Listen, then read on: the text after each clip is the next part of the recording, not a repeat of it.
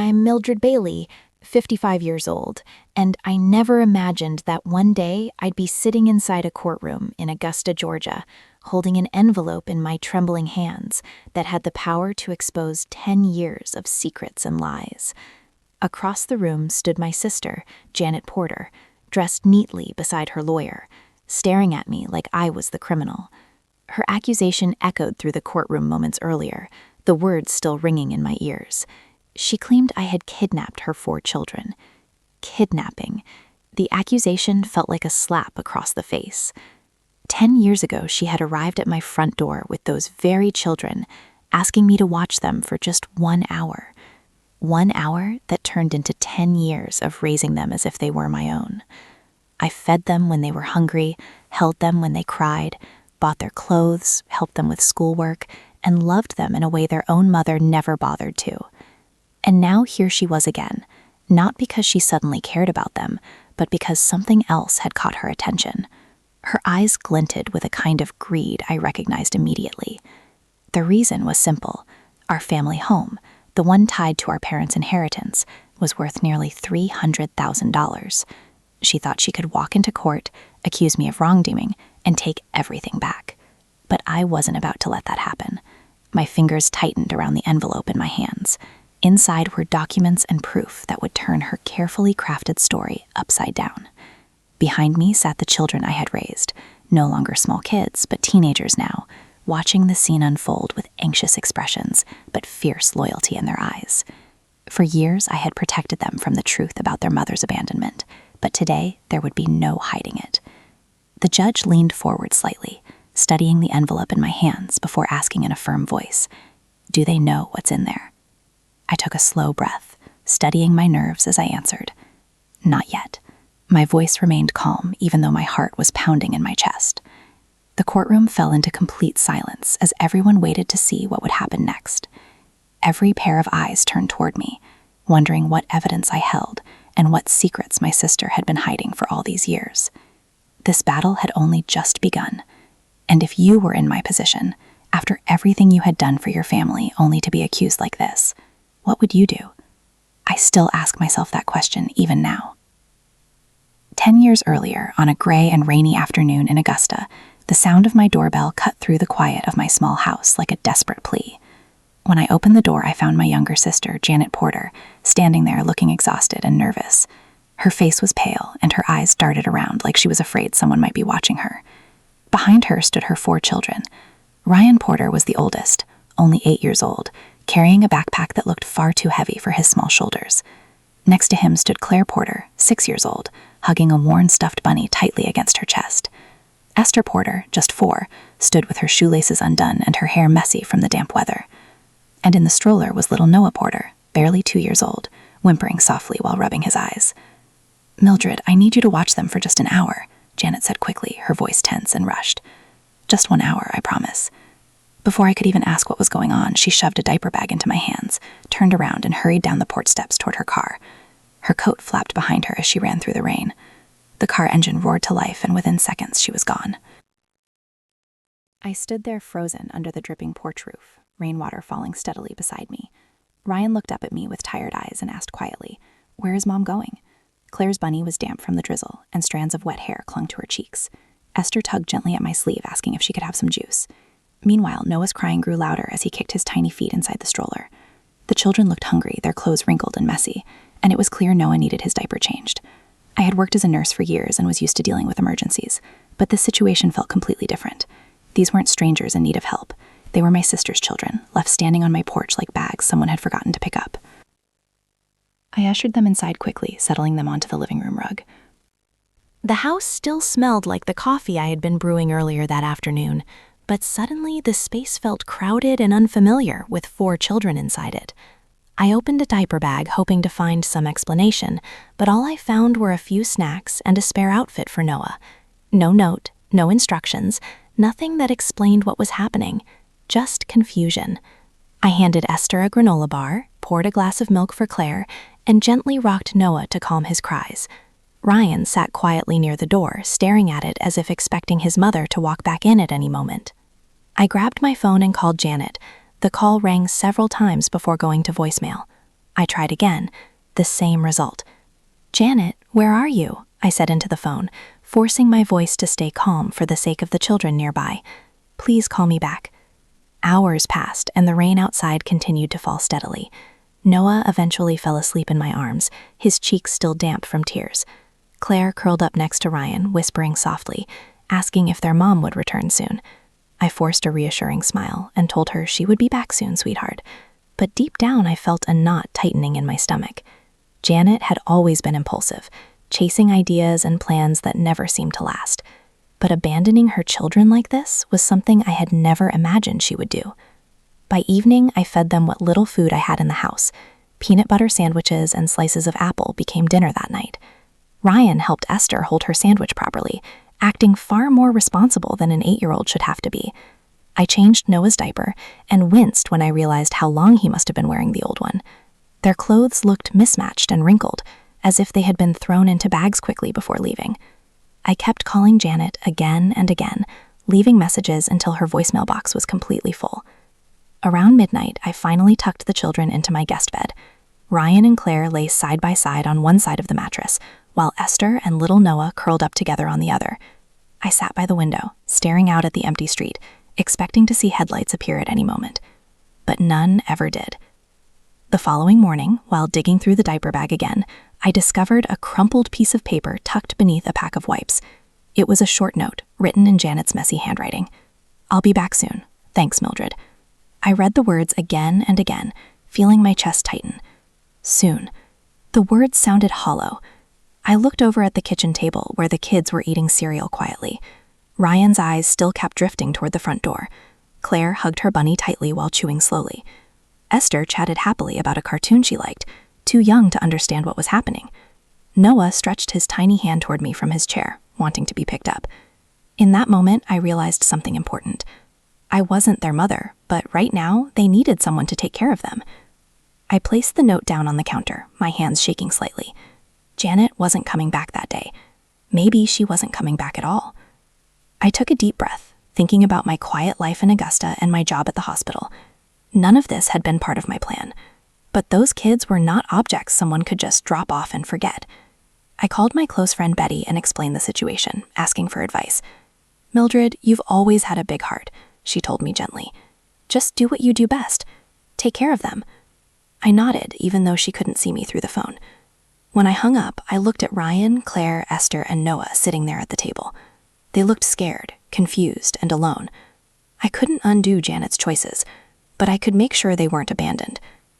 Days slowly turned into weeks, and it became painfully clear that Janet's promise to return soon had been nothing but empty words.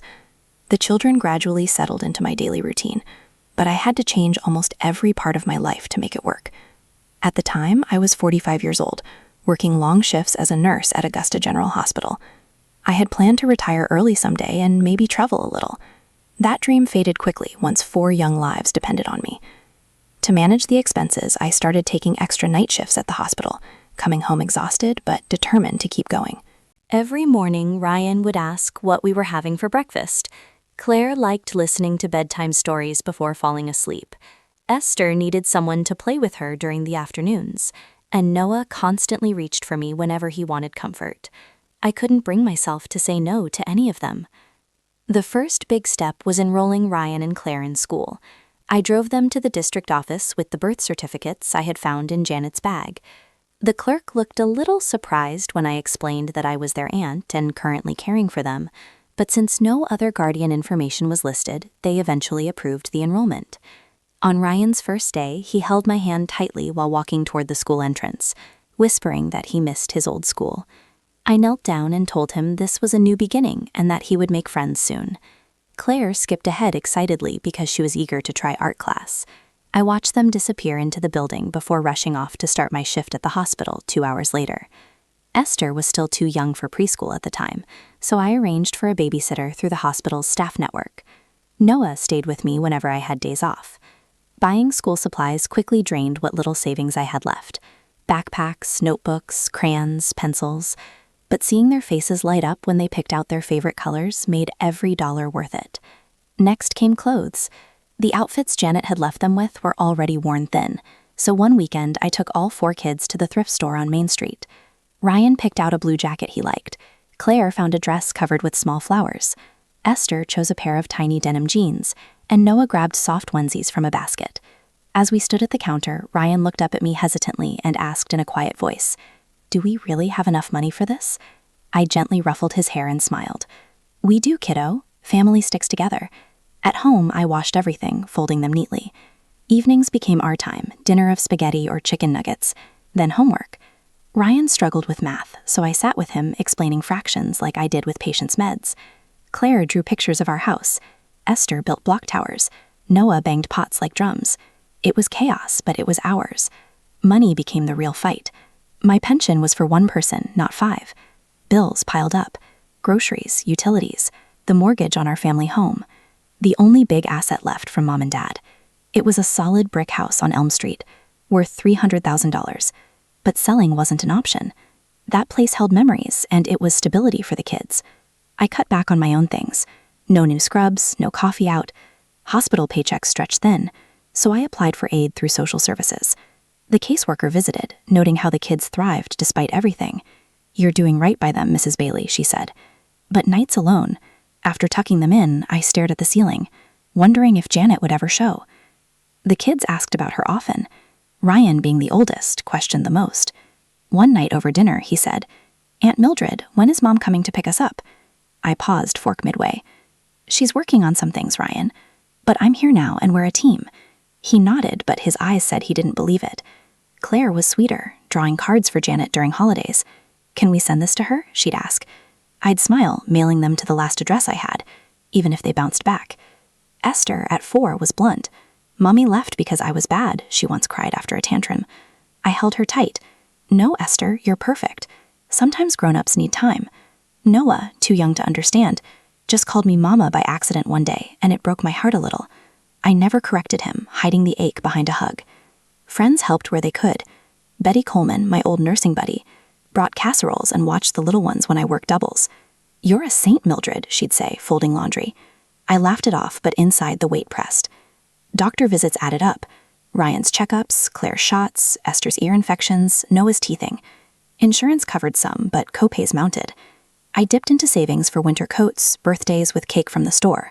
Ryan's 8th birthday turned 9th without fanfare, just balloons I blew up myself. He thanked me with a drawing of us all together. Years blurred.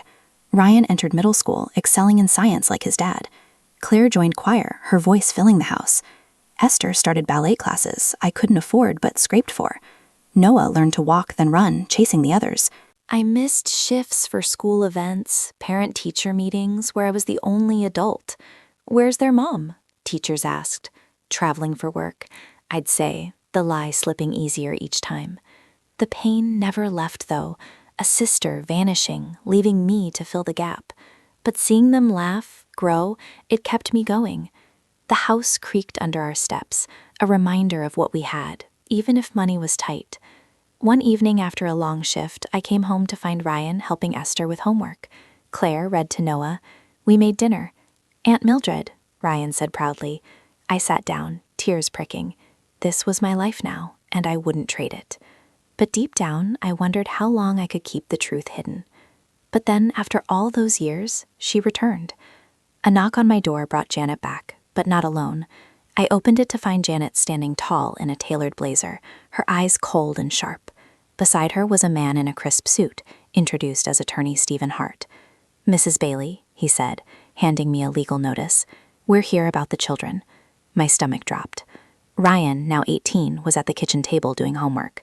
Claire, 16, was practicing a song for choir. Esther, 14, and Noah, 12, were playing cards in the living room. They froze hearing the word children. Janet's voice cut through. "I want my kids back, Mildred. You've kept them unlawfully." I stood there, gripping the notice, my mind racing. "Unlawfully?" I said, my voice shaking.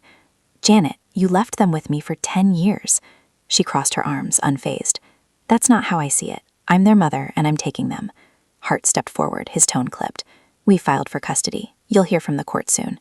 The kids gathered behind me, Ryan's jaw tight, Claire's eyes wide. Esther whispered, "Is she taking us?" I squeezed her hand. "No one's taking you, sweetheart." Noah clung to my side, silent but trembling. Janet didn't even look at them, her gaze fixed on me like I was the enemy. After they left, I sat the kids down. "What's going on, Aunt Mildred?" Ryan asked, his voice steady but worried. I took a deep breath. "Your mom's back, and she's trying to get custody. But we're a family, and I won't let that happen." Claire's lip quivered. "Why now? She didn't want us before." I hugged her, no answers ready. Esther and Noah stayed quiet, their card game forgotten. That night, I couldn't sleep, the legal notice burning a hole in my thoughts. Why was Janet doing this? She hadn't called, visited, or sent a single letter in a decade. Then it hit me. The house. Our parents had passed 2 years ago, leaving the family home on Elm Street to me and Janet.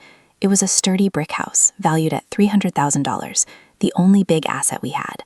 I'd kept it for the kids, a stable place for them to grow up. Janet, I realized, wasn't after the kids. She was after the house. The legal notice mentioned estate disputes, a clue to her real motive.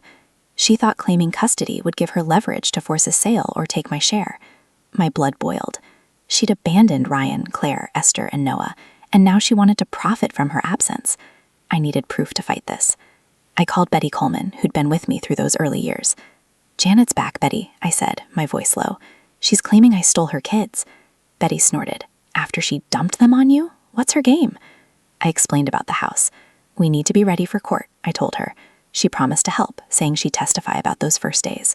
I hung up, digging through old boxes in the attic. There, tucked in a folder, was the crumpled note Janet left 10 years ago. "I'll be back soon. Thanks, Mildred." I also found old texts from her, vague messages about needing space and money being tight. They showed she checked out long before.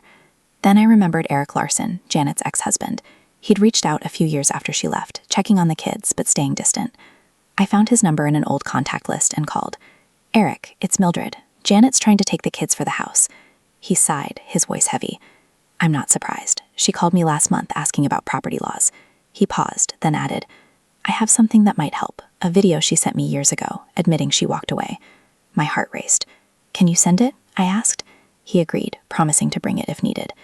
The video, he said, showed Janet laughing about leaving the kids to live her life. With the note, texts, and Eric's video, I felt a spark of hope. But the pressure was crushing. The kids were shaken. Ryan stayed up late researching custody laws. Claire stopped singing. Esther drew angry sketches. And Noah asked if he'd have to leave. I reassured them, we're staying together, no matter what. I met with a lawyer recommended by the hospital, a kind woman who reviewed my evidence. "You've got a strong case, Mrs. Bailey," she said. "But court's unpredictable. Be ready for a fight." I nodded, my resolve hardening. Every night I checked on the kids as they slept, their faces peaceful in her home. Ryan's college application sat on his desk. Claire's choir ribbons lined her wall. Esther's ballet shoes hung by the door. Noah's soccer ball rested in the corner. This was their life, our life, built from scratch after Janet walked away.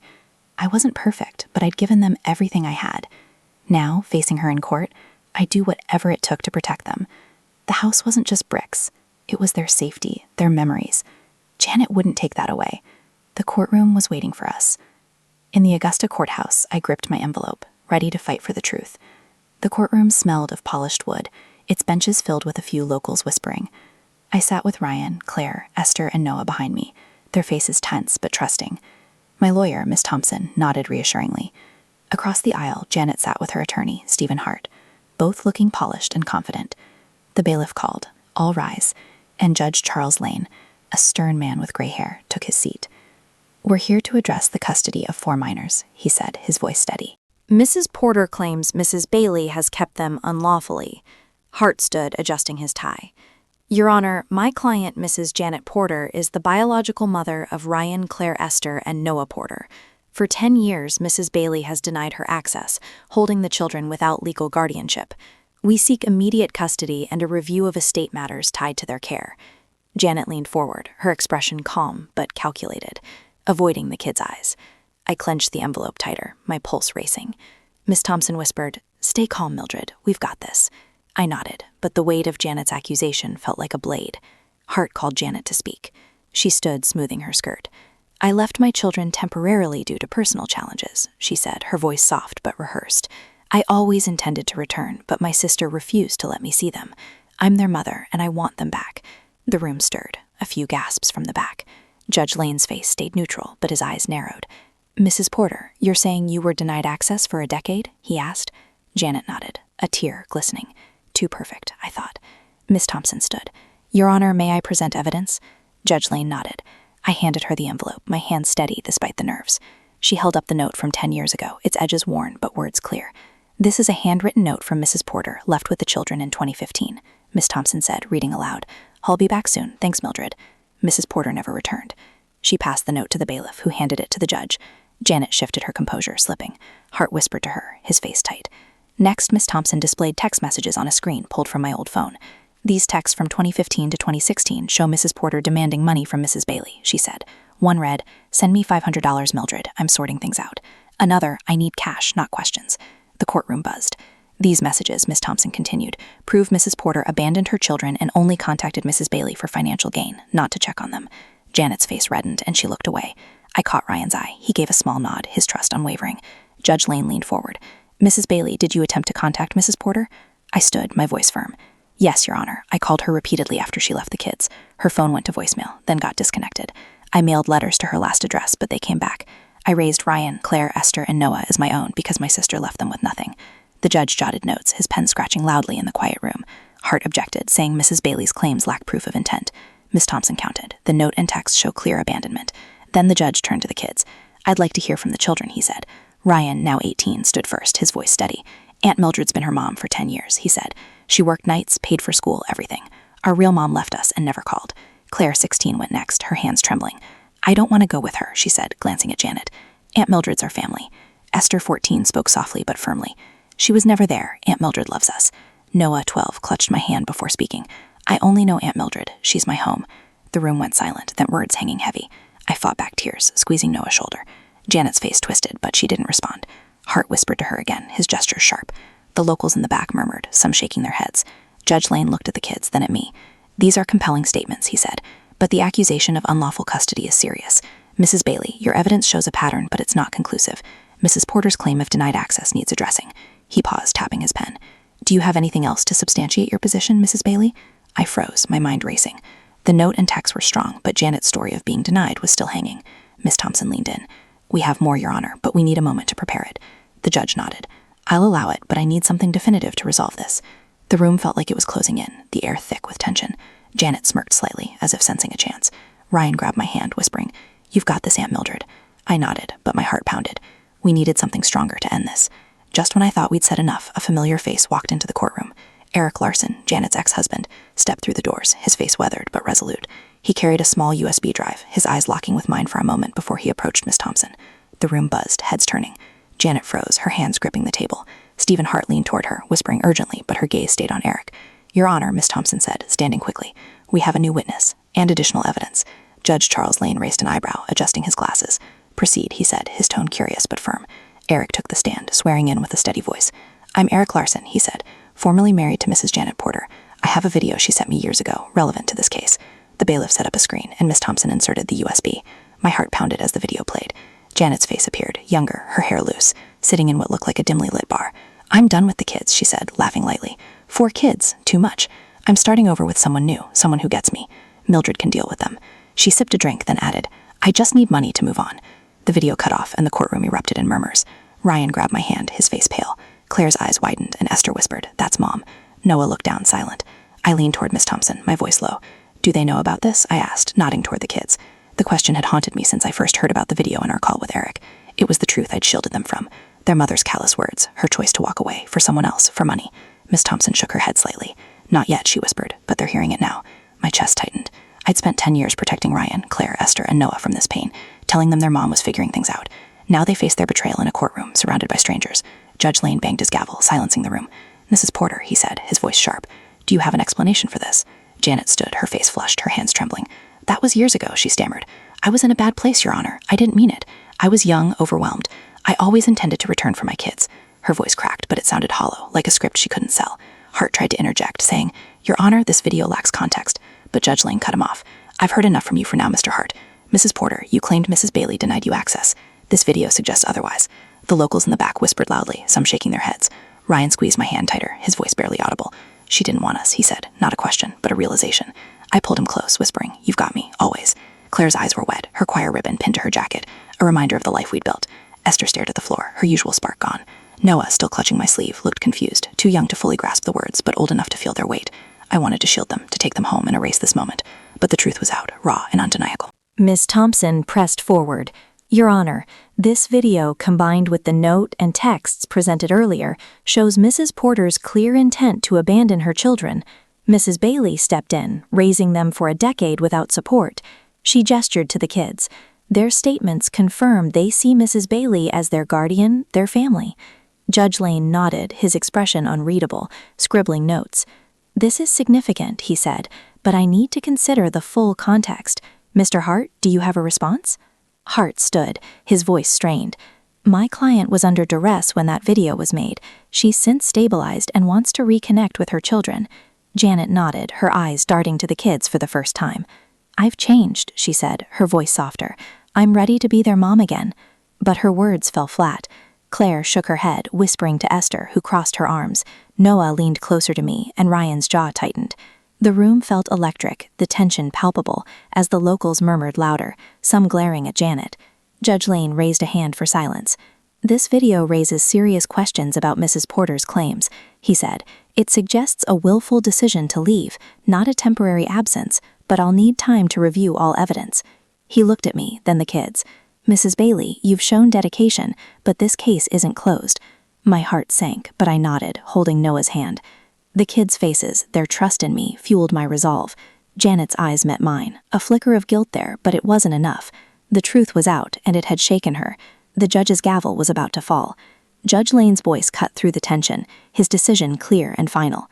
After reviewing the evidence and statements, he said, his eyes sweeping the courtroom, I find Mrs. Janet Porter's claim of denied access unfounded. The note, texts, and video demonstrate a clear intent to abandon her children. Mrs. Mildred Bailey has provided a stable home for Ryan, Claire, Esther, and Noah for 10 years. I grant full guardianship to Mrs. Bailey. The gavel struck, echoing like a heartbeat. He continued, Mrs. Porter is issued a 7-year restraining order barring contact with the children without court approval. The room exhaled, murmurs rippling through the locals on the benches. I sat frozen, relief flooding me. Ryan grabbed my hand, his grip strong. Claire let out a soft sob, leaning into Esther, who smiled faintly. Noah nestled against me, whispered, We're staying with you. I nodded, pulling him close. Always, kiddo. Across the aisle, Janet slumped, her face pale. Stephen Hart packed his briefcase, his movements sharp, avoiding her eyes. The locals whispered, some nodding in approval, others staring at Janet with pity or judgment. Judge Lane's words hung heavy. Guardianship was mine, the kids were safe, and the house on Elm Street remained ours. Janet's defeat went beyond the courtroom. Word spread in Augusta that she'd been chasing the family home, valued at $300,000, to fund her lifestyle. After the ruling, her plans unraveled. Hart's legal fees piled high from her insistence on a flashy defense left her drowning in debt. I heard from Betty Coleman later that Janet had been living extravagantly, renting a condo in Portland, driving a leased car she couldn't afford. Without the house, her financial house of cards collapsed. She moved to a small apartment, her dreams of reclaiming wealth gone. I didn't wish her pain, but her choices had carved this path. The victory felt heavy. I'd won, but at what cost? Janet was my sister once, my closest confidant. We had shared secrets as kids, laughed over late-night talks. Now she was a stranger, her betrayal cutting deeper than any courtroom loss could. As we left the courthouse, I glanced back. Janet stood alone, her shoulders hunched, staring at the floor. I wanted to feel anger, but all I felt was sorrow for the sister I'd lost, for the family we could have been. I turned away, guiding the kids through the double doors into the crisp Maine air. At home, the house felt warmer, like it was breathing again. Ryan sat at the kitchen table, his college application spread out. You fought for us, Aunt Mildred, he said, his voice steady. You're our real mom. My throat tightened. Claire hugged me, her choir ribbon pinned to her shirt. I was scared we'd lose you, she admitted. Esther joined in, her usual spark back. You're stuck with us, she teased, grinning. Noah wrapped his arms around my waist, his voice muffled. I love you, Mom. He'd called me that before, but this time it felt permanent. I hugged them all, tears blurring my vision, their warmth anchoring me. We sat together that night, eating pizza on the living room floor, the old brick house creaking around us. The kids laughed, telling stories. Ryan about his science project, Claire about a new song, Esther about ballet, Noah about soccer. It was ordinary, but it was everything. The house, our home, stood firm, its walls holding a decade of memories. I thought of Janet, somewhere out there, facing her debts and regrets. I didn't hate her, but I couldn't forgive her either. She'd chosen her path, and I'd chosen mine. Betty stopped by the next day, bringing her famous casserole. You did it, Mildred, she said, squeezing my hand.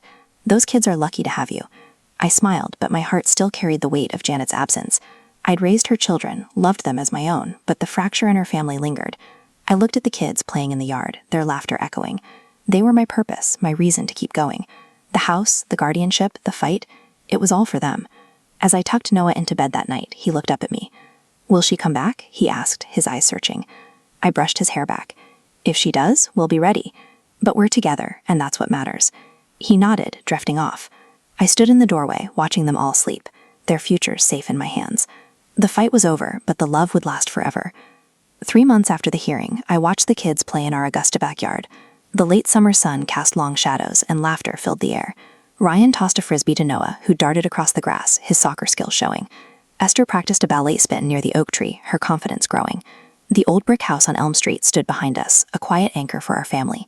I leaned against the fence, my heart full, watching the life we'd fought to keep. Ryan had just been accepted to the University of Maine, studying biology, his dream since he was a kid. He'd spent evenings poring over applications, his determination a mirror of my own. Claire was excelling in school, her grades soaring, her voice a standout in the choir. Esther had joined the school dance team, her energy lighting up every routine. Noah was the star of his soccer league, his shy smile brighter each day. Their lives were moving forward, rooted in the stability we'd built. The house, once a point of contention, was now just home, its value irrelevant compared to their happiness. Across town, Janet's life had taken a different turn. I heard through a mutual acquaintance that she'd moved to a cramped apartment in Waterville, working a low-paying sales job at a local store. Her once glamorous life, fancy dinners, new clothes, had faded. The legal battles cost had drained her, and friends who'd once flocked to her parties now kept their distance. She lived alone, her choices isolating her. I didn't gloat. Her loneliness was a consequence she'd earned. Still, the thought of my sister, once so vibrant, now adrift, left a hollow ache. I'd thought about reaching out, wondering if we could mend what was broken. But every time I considered it, I saw the kids' faces, Ryan's quiet strength, Claire's tearful relief, Esther's fierce loyalty, Noah's trusting hug. Janet had abandoned them, chasing money and freedom over family. I couldn't forgive that, not yet. Responsibility wasn't something you could buy back with apologies or tears. I'd chosen to protect the kids, to give them a mother's love when she wouldn't. That choice defined us, and I stood by it. Looking back, the fight taught me something profound. Selfish actions like Janet ripple outward, leaving real consequences. Broken bonds, empty wallets, lonely nights. But justice, when it works, protects what matters. Love, duty, the promises we keep. I'd spent 10 years keeping those promises, waking early, working late, cheering at games, and wiping tears. The kids were my proof that love could outlast betrayal. They called me mom now, not out of obligation, but because we'd built something unbreakable. That evening, we gathered in the living room, the kids sprawled on the couch. Ryan showed me his college packing list, Claire sang a new melody, Esther sketched a dance routine, and Noah told me about a goal he'd scored. I listened, my heart steady. The house creaked softly, as if agreeing we'd done all right. Janet's absence was a shadow, but it no longer loomed. We'd faced her in court, faced the truth, and come out stronger. As I tucked Noah into bed, he looked up. "We're okay now, right, Mom?" I smiled, brushing his hair back. "Better than okay, kid." I closed his door, glancing at the others' rooms. Ryan's books, Claire's ribbons, Esther's ballet shoes. This was our life, hard one, but ours. The lesson was clear. You reap what you sow, and love, when given freely, grows stronger than any court ruling. We were a family, and that was enough.